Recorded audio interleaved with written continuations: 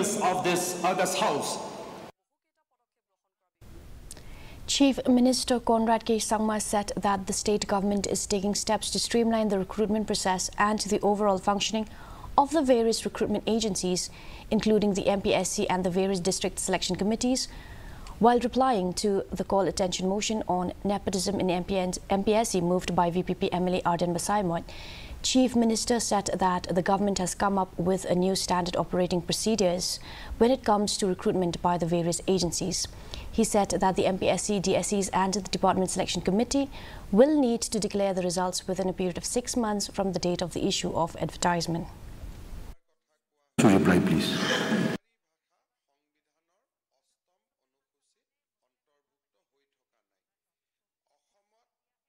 The most important reform initiated as per the SOP is the time-bound conduct of exams.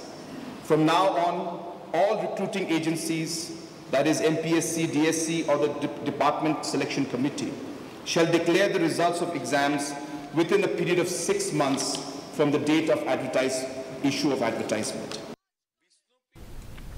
Deputy Chief Minister in charge, PWD Roads, pressed